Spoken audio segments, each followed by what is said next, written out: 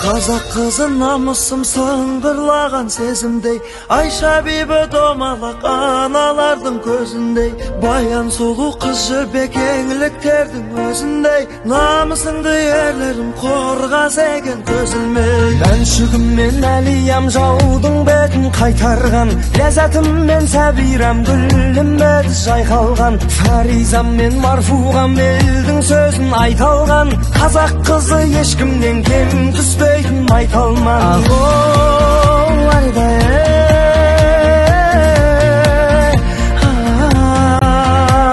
ахо айдай